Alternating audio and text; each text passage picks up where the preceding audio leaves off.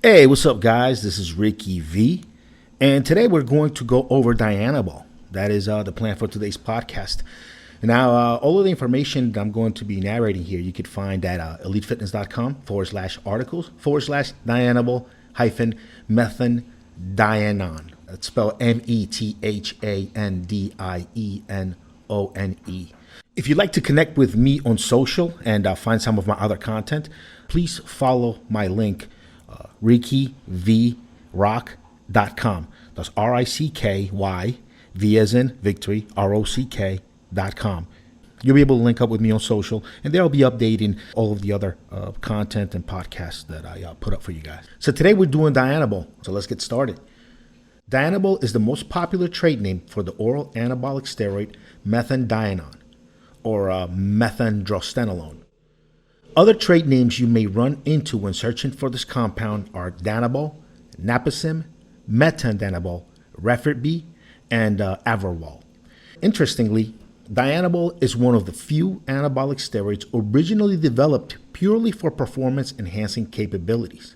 Unlike the majority of anabolic steroids that were first developed for medical reasons and then abused by athletes thereafter. What's more, it is the most used oral steroid of all time in bodybuilding, and the best known as well, with many calling it simply Dbol. All right, guys, so in this article, we're going to discuss the history, the anabolic and androgenic ratio, forms of delivery, how it works, the estrogen side effects, dosages, half-life, detection times, side effects, user results, stacking it with other compounds, cost and ease of access, used by females, and then I'll give you guys some links where you can find some pictures and links to where you can go and ask questions and discuss the steroid in detail with other users on forums. So keep listening. The history of Dianabol. The history behind Dianabol is quite interesting. After World War II, the Soviets were racing the West on space travel and sports, as it was considered a cultural victory on both sides to beat each other and prove their way of life was superior. The Soviets were winning the Olympic battle in many categories thanks to the help of performance-enhancing compounds, leaving the Americans behind. However, many American athletes were not thrilled with injecting hormones, so there was a need to create something that was powerful enough and it could be simply swallowed orally. This led to Dr. John Ziegler, who was the U.S. Olympic weightlifting team doctor, and Ziegler Pharmaceuticals to come up with Dianabol, a cheap and effective oral anabolic steroid. As a consequence, during the golden age of bodybuilding, guys like Arnold Schwarzenegger and Sergio Oliva used Dianabol by the handful, and it is said to be the favorite compound for them, to use along with decadurabolin. According to most bodybuilders, the best part of Dianabol is the pump, which creates a temporary growth of the fascia tissues in the muscle while working out. In simple terms, the pumps are similar to blowing up a balloon. Unfortunately, due to mounting pressure from the FDA in the early 1980s, Ziegler decided to drop the production of the steroid, and other trade names of the drug were pulled from the US. Hence, ever since the steroid acts were passed, methandienone is illegal in the US without a prescription, but it is still readily available on the black market and overseas. Yeah, guys, so that is the history according to this article. Now, I'm reading the article right off of EliteFitness.com website. I'm going to link in the description of this podcast a link to an episode of Evolutionary Radio where we did the Dianabol episode, and it'll go into more detail and more in depth into the history of Dianabol. So look out for the link on that as well. Anabolic and androgenic ratio. Dianabol was designed to be more anabolic and less androgenic than testosterone. Therefore, the ratio on paper is about 1:8. Nonetheless, keep in mind that these numbers may not exactly translate into real life. For instance, the fact that Dianabol aromatizes so quickly and so much totally changes the muscle growth dynamic. Since Dianabol aromatizes and turns into methylestradiol, it creates some additional water retention, and it just primes the environment for muscle growth. This is why Dianabol has always been known as such a great bulking steroid. Forms of delivery. Dianabol is mostly found in capsules or tablet form, but some labs have come up with injectable Dianabol, which is way less popular. There are also some rare liquid Dianabols that you take orally, but they taste pretty foul. How it works. Dianabol's intent was to be testosterone in a pill, so that American athletes wouldn't have to mess with needles to get the benefits. Thus, it is testosterone with an added double bond at the carbon 1 and 2 positions, which causes it to be less androgenic. It can also pass through the liver without being destroyed because it has a 17 carbon position methyl group addition, making it toxic to your liver.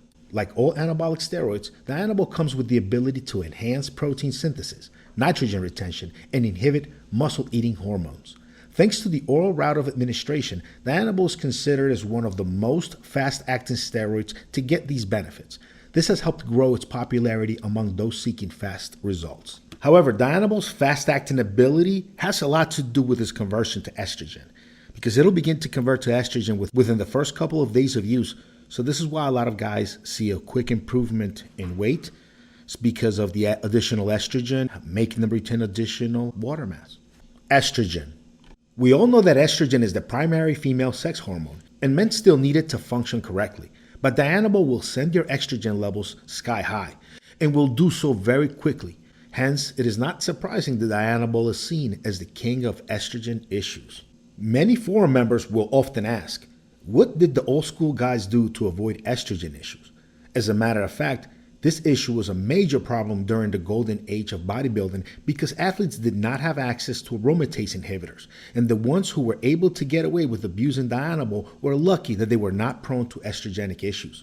However, many that you do not see in older videos or in pictures ended up with major estrogen-related problems like gynecomastia, bloat, insomnia, and heart-related issues. The use of saunas and sweat rooms to sweat out excess water was implemented during this time.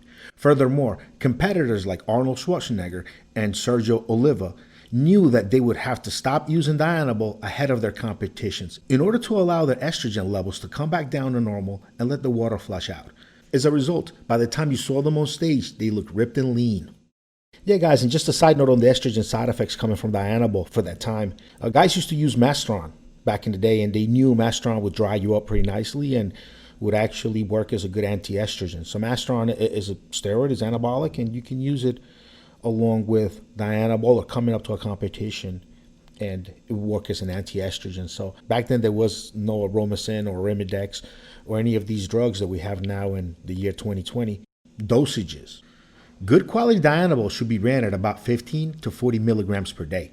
This dosage will yield excellent results, especially when used as part of a steroid stack. I've seen guys use 50 milligrams or more, but this is too much and it can be counterproductive. Nowadays, guys use Entugard with pretty much every oral cycle. It contains TUDCA, milk thistle, prickle leaf, and a few other ingredients that are there just to help your liver along as you take some of these orals. Make sure to visit Entugard.com if you want to purchase the product for your next cycle. That's N as in Nandrolone, the number 2, guard.com. Half-life. Dianabol's half-life is only about 6 hours, so dosing it twice per day will work just fine. Some users will dose it 3 times per day, which isn't necessary. A side note on the half-life, some guys will take grapefruit juice with it because they feel it will actually inhibit how fast your liver can break down the Dianabol, and it'll just last longer in your body. So that's just a note. And be aware that it will also affect other medications you might be taking at the time that are broken down by your liver. It'll affect those the same way. They'll just last longer. Detection times. The detection time is about 6 weeks, making it a poor choice for athletes who are tested randomly with no warning. Side effects. The main side effect you need to worry about with Dianabol are the estrogen-related issues that come with a domino of such problems such as heart strain, gynecomastia, and bloating, all of which lead to insomnia and feeling worn down or fatigued. Additionally, Dianabol is toxic to your liver, so don't abuse it. And you should be using a liver support supplement like Entugard to help protect your liver during your oral cycle. Just like all other anabolic steroids, Dianabol is suppressive. In spite of that, there have been internet gurus claiming that you can run low doses of Dianabol and not become suppressed, which is complete fiction. You should not use Dianabol during post-cycle therapy or during a bridge. After a Dbol cycle, you should always run a post-cycle therapy with no exceptions. And yeah, guys, just my own suggestion for you on post-cycle therapy. Make sure you include N2 Generate. That's N as in Nancy, the number 2, generate.com. If you go there, you can find my product. You basically use it during post-cycle therapy to help get your body back to normal testosterone production. For liver support, you want to use N2 Guard. That's N as in Nancy, the number 2, guard.com. And that one is to help with your liver, kidneys, and other organs after the cycle. Users who want to move the weight scale or gain strength quickly will appreciate the results they can get on Dianabol, as it is a true bulking steroid. Obviously, everyone is different, but it is common to put on 5 to 10 pounds of mass very quickly. Nevertheless, it is important to note that this isn't all muscle mass, and much of that is going to be water retention as the muscles fill up. Dianabol also has a tremendous ability to give the user pumps in the gym during their sets. In fact, these pumps can be so intense that users have complained about not being able to run even a mile without their calves feeling like they're going to explode. And guys, these back pumps are very common. Sometimes you'll get them also on the muscle running along your shin. There'll be very painful shin splints. And one of the things you can do to alleviate it is to take some taurine. It seems to be pretty effective. N2 Guard contains taurine in it just for this very purpose, to help guys on their steroid cycles not suffer from these pumps. So that's another benefit you will get out of that product as well. Stacking. Dianabol should be stacked with an aromatase inhibitor like Aromacin or Arimidex. Some users will stack it with a dry oral compound like Proviron or Dianabol to counteract the water retention. Yet, using these dry compounds is not enough for on-cycle estrogen control, and aromatase inhibitors should be used for that. Where Dianabol truly shines in the steroid stack world is as a front loader in an injectable cycle. Hence, if you're running a 12-week cycle of injectables, using Dianabol the first 4 to 6 weeks will give quick results to the impatient user. Since Dianabol is an anabolic and has androgenic properties, it can stack well with just about every anabolic steroid.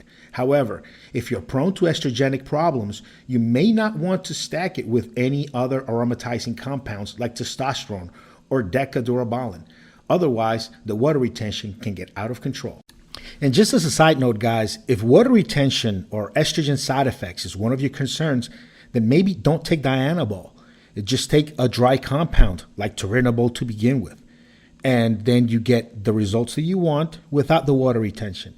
Really, if you're taking Dianabol, in my opinion, it's because you're looking for that extra bulk, that extra water retention, because of the strength it gives you and because of how it makes you feel, not really for aesthetic reasons or to cut up. If you're looking to do that, there are other compounds that are dry and will get you to those goals much better and much easier than trying to do it with Dianabol and adding anti-estrogens and more drugs on top. Cost and ease of access. Dianabol is one of the cheapest steroids in existence, and many sources will use it instead of more expensive orals like Dianabol, Proviron, or Anavar and overcharge people for it.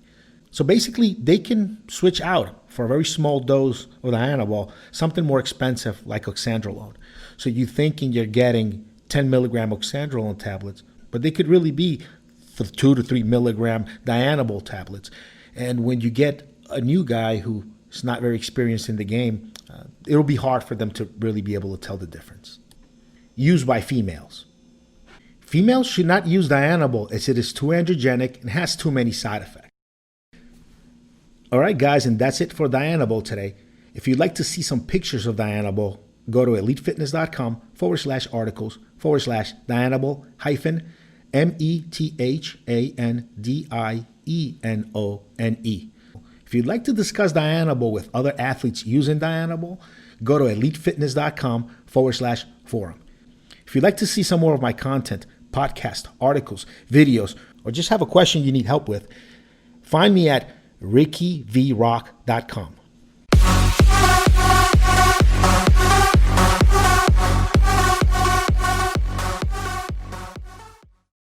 I'm only speaking from personal experience. I am not a doctor, so none of what I say should be regarded as medical advice. You must always check with your doctor before taking any drugs. Also, none of these statements I made in this podcast have been evaluated by the Food and Drug Administration.